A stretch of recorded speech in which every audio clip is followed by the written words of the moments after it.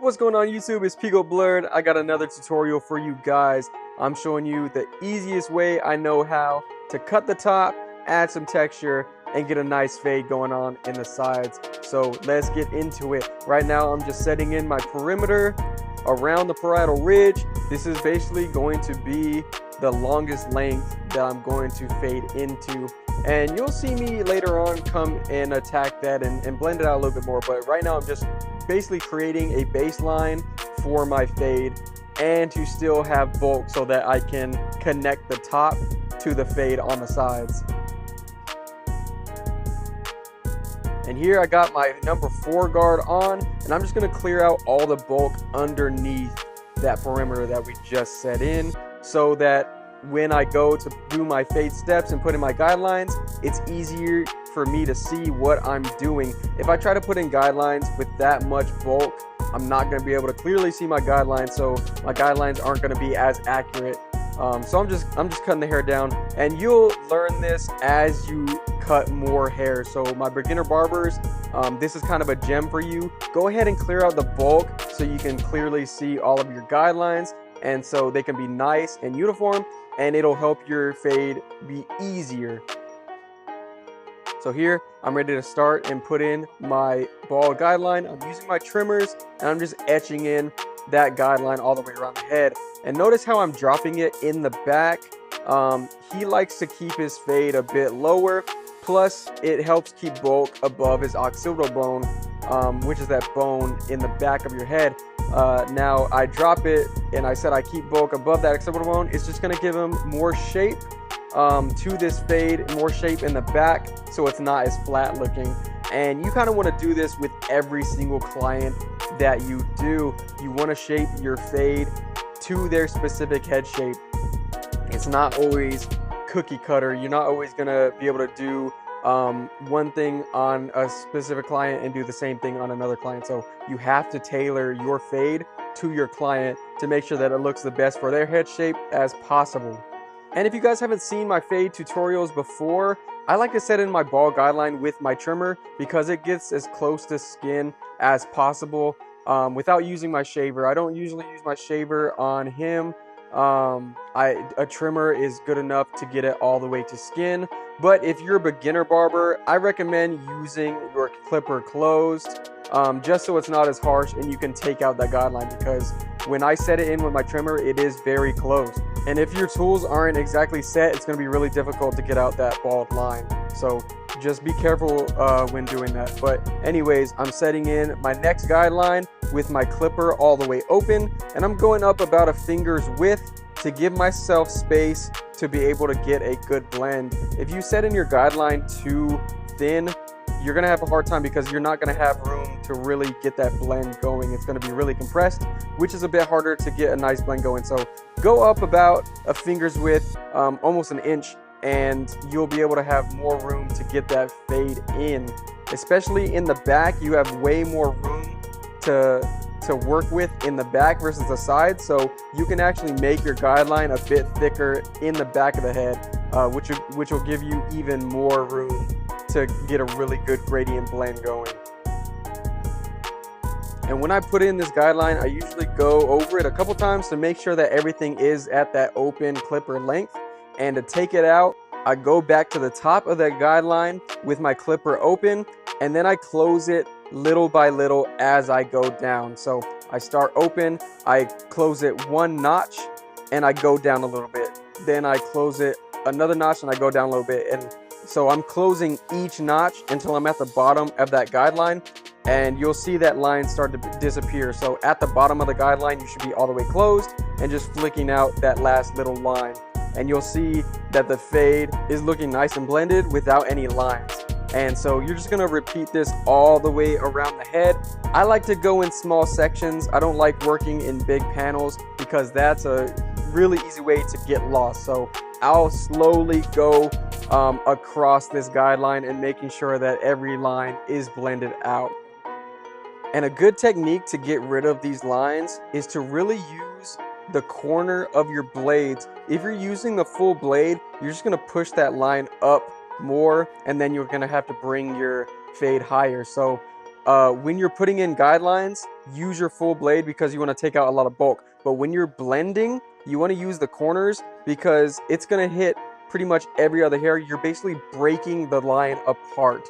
And that's how you get that blurry effect. That's how you make it look faded, is those lines are basically getting broken apart. So it's not one solid line. So just use your corners, attack those dark spots. And like I said, use that lever from open to close, and you'll see all those lines disappear, and you'll have a nice solid blend.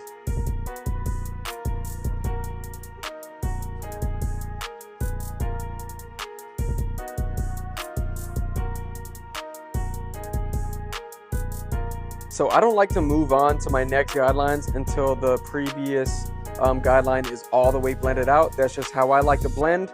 So once I'm happy with how my initial guideline is blended out, it's time to move on to your next guideline. So I use my 1.5 guard with the lever closed. And again, I'm going up about a finger's width, maybe a little bit longer. And I'm following the shape of both of my first guidelines. You want to do this so that your fade looks uniform. If you're throwing your initial guideline and it's dropped in the back, and then you throw a guideline above that just goes straight, your fade isn't going to look consistent. So you want to make sure that all your guidelines are following the same shape, and that's really what's going to make your fade look amazing. But I put in that guideline, and then it's time to fade that out. So I actually drop down to my 1/2 guard with the lever open at the top. And again, as I go down little by little, I'm closing every single notch until that line is blended out.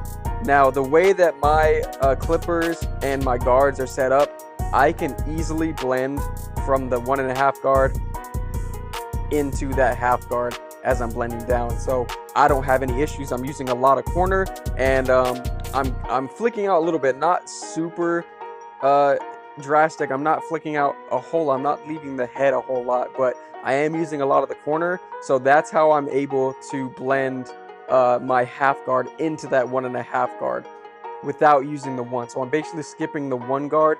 You can do this using the 1 guard and then using the 1/2 guard, but I like to save time, so I go straight in with my 1.5 guard and straight blending that out with my 1/2 guard. I don't have to use every single guard in my system. But what do you guys think about the fade so far? I think it's actually coming together in just those couple steps. Obviously, we have to tackle the bulk on top, but that fade initially right now is looking pretty blurry, if you know. Plus, it does not have to be perfect right now because we are going to go in and detail later. That's what's going to set you apart from other barbers, is the detail work after. You can do all these fade steps and leave the fade just as is, but if you want to perfect it and really get that premium haircut, you have to do detail work at the end. But anyways, we're going to start blending into that perimeter we set at the beginning. So I'm using my number 2 open, and I'm flicking out off of the shape of that perimeter line, really starting to soften that up and blend into the fade. So you always want to start open because you can always take hair off, and you can't put hair back on. So always start open before you do anything, and then you can close as needed. So with my guards above the 1.5 guard, so my 2 and my 4 guard, you can generally go open and then blend in straight into that with it closed. So I start open when I'm flicking out, and then I close it all the way and start to just soften that up. And then once it's softened to my liking, I throw back on my 1.5 guard open, and then I go down little by little, closing the lever until I'm closed, and I don't see any lines of demarcation or anything. Again, you might see a couple of dark spots, but that's what the detail work is for at the end. So just get through your steps and then come back in and really perfect that blend.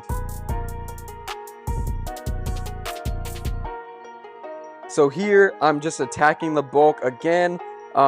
It's sitting a little bit heavier than I want it, so I'm using some clipper over comb, and you see me going up vertically.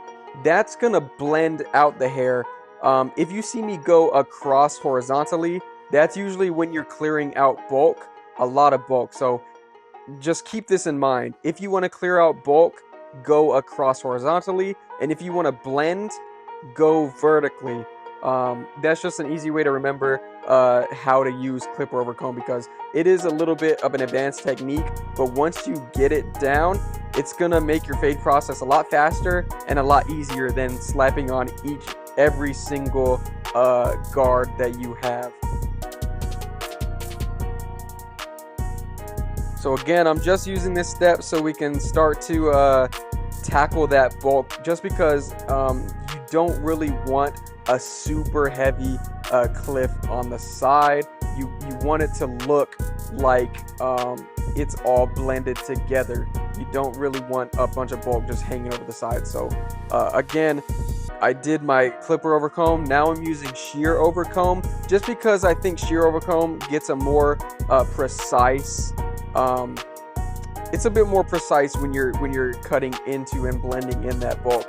Basically, you would use the clipper over comb to kind of set yourself up, and then to really refine that, you use your shear over comb, because you can be a bit more precise that way. And when I'm doing this, I'm not really digging too deep into the hair. I'm basically cutting off the ends and softening that bulk, because I want to keep the darkness in that area, so I have a good transition from bald skin at the bottom to darkness on top. So I'm cutting off the ends and just making sure that the line in the bulk isn't there. You don't really see a bulk line. It looks blended, but it's still dark.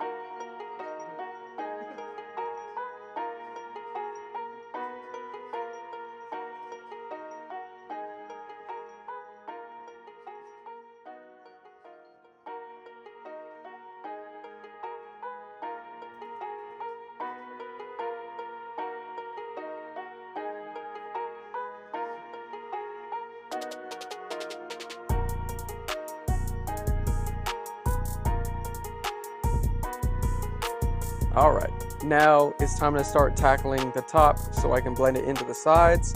So I'm just saturating the top of the hair with water. It's going to make it easier to section, and it's going to make it easier to control the hair. If you're trying to do this with dry hair, the hair is not really maneuverable, so you really want to get it saturated with water so it's more manageable and easier to use in your fingers and really cut with the shears. So I'm pulling apart the sides. I sectioned the top off because I want to keep a bit of length. He wants a textured fringe, so it's going to be sitting forward. So I created a triangular part, and so now I'm just matching up the sides to the length of my perimeter. So I'm over directing that hair on top and connecting it to the perimeter I set in at the beginning. And so anything that is hanging over, you just want to cut off, but make sure that you have your guideline because it needs to be accurate. You don't want to just go in there and start cutting hair. So make sure that everything is lined up. You can check underneath your section that you pull out. If you push up the hair, you should see the hair that you cut initially, and then you just cut it to that length. And now I create a mohawk section, and I'm just gonna cut the top probably about ½ an inch. We're not really taking too much length off. We're just matching everything coming from the back and making an even guideline so that we can cut the top all one length. And so again, as I'm traveling down this guideline, I'm picking up new pieces of hair with my old guideline. so that I can easily see what needs to be cut off, because once you do this, you'll have shorter length and a longer length, and you just match up what you already cut. And now I'm combing it to one side, and I'm pulling up horizontal sections with my mohawk section.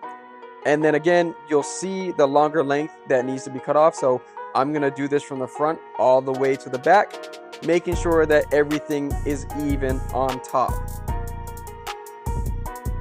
You don't have to make this super difficult. This is a really simple way to cut the top of the hair. You're just making your guideline and following that guideline all the way around the top of the head, and everything should line up evenly. If it doesn't, then you just snip off the hair that doesn't match the rest of your guidelines. So super easy. Don't make it difficult. It's a lot easier than you think. Just don't overthink it. Just make sure that you make your initial guideline and then follow that guideline all the way around the top.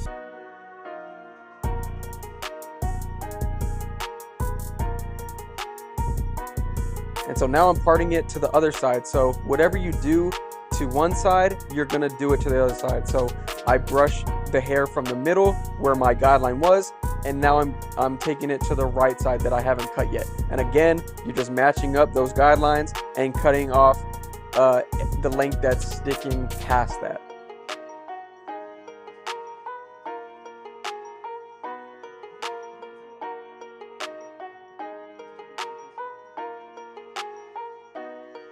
And once I'm done cutting the top all even, I'm gonna re-comb it out, and then I'm gonna add some texture in. So I'm gonna pull up the hair again, and I'm gonna go in point cutting.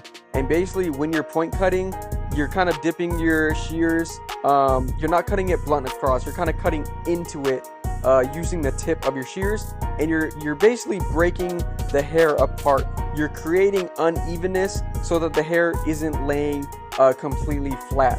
The unevenness in hair is going to allow the hair to move around. It's going to have uneven length, so that when you add product or when you kind of mess it up, the hair is going to sit unevenly, and that's what's really going to add your texture in the hair.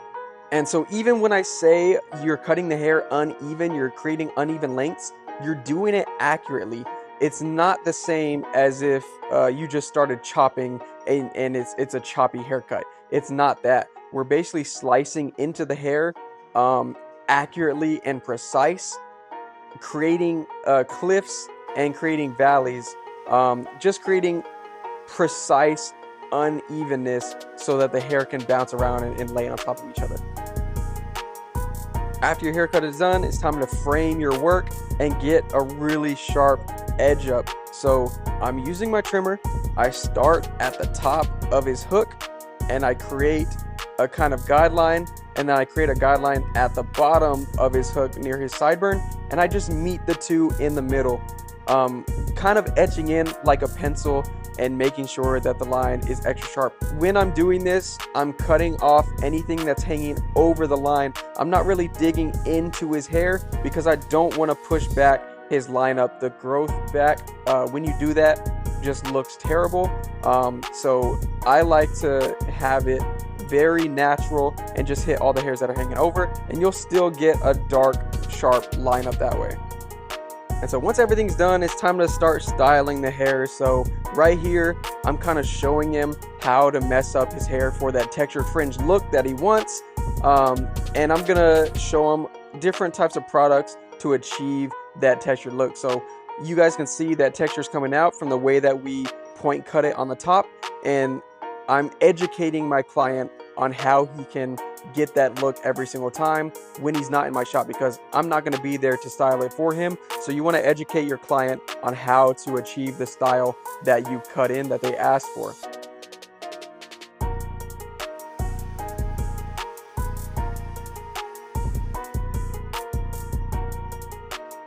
And so here I'm adding a bit of texture powder to really bring out that texture that we cut in at the top.